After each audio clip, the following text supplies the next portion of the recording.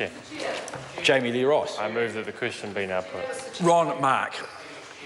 Look, I rise, Mr Chairman, to make a contribution, particularly on this supplementary order paper put forward by my caucus colleague Clayton Mitchell, New Zealand First, and particularly which in this SOP deals with clauses 28, 29AA, clause 43.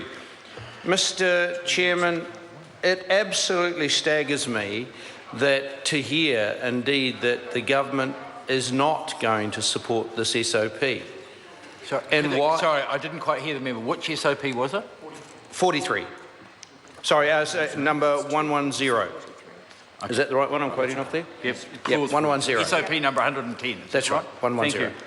So it staggers me that the government is not going to support this SOP because of recent times we have heard so much from the government as to how they support farmers in particular, support the dairy sector in particular, support rural provincial New Zealand.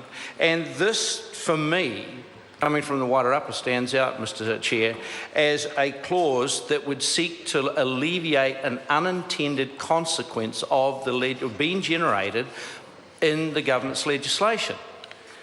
Our SOP, under the name of Clayton Mitchell, aims to alleviate that problem created in the legislation whereby a person who is a self-employed individual who is both a PCBU or boss and a worker with a small or medium-sized enterprise in the event of an accidental death of their spouse, de facto partner or civil union partner who is also a PCBU and a worker in the same small and medium-sized enterprise is adversely affected. What concerns us here is that a situation where a share milking couple who are both owners of the business and both workers on the business end up in that appalling situation where one of them loses their life in an accident on the farm and the other, on top of dealing with the grief of having lost a loved one, on top of dealing with the situation of having to still continue to run the business on their own, is now facing the potential of being prosecuted and charged. And under this particular SOP seeks to alleviate that problem. The idea, the notion that you could have one spouse being held accountable for an accident and subject to 5 years, maybe 5 years in jail, a $3 million fine, absolutely astonishes us because this SOP seeks to overcome that problem.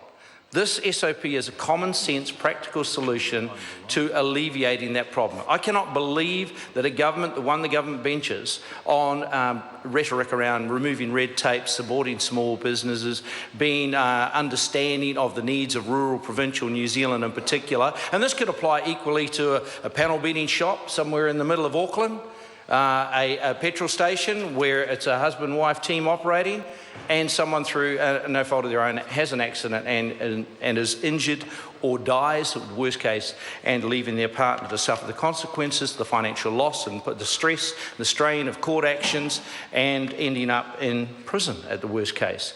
So I'm going to appeal on behalf of New Zealand First and alongside of my colleague Clayton Mitchell, Mr Chairman, and ask the government to reconsider their rejection of this SOP.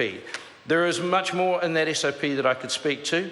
There are parts of this legislation that New Zealand First would support it and do consider are worthy of supporting, and we understand the intent behind them. I look at clause 51, 52, duty to preserve sites, duty to notify events, 53, requirement to keep records. All of those things are dealing with sensible stuff aimed at mitigating and alleviating occupational safety and health issues down the line by collecting data so that people have a record and can analyse what happened and therefore take those steps necessary. We understand that, Minister. We understand that some aspects of this bill are things that the government's genuinely trying to address in order to make the workplace safer for workers. But we do not believe that the consequences that I've outlined earlier are actually what this government intended. We do not believe, we just cannot understand that the government would not accept our SOP, and we would ask the Minister to reconsider that position and to support our SOP through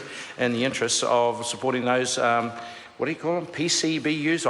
I'm with the Labor member, they sound like bosses to me, and support those people who are in de facto married status or de facto or civil union relationships.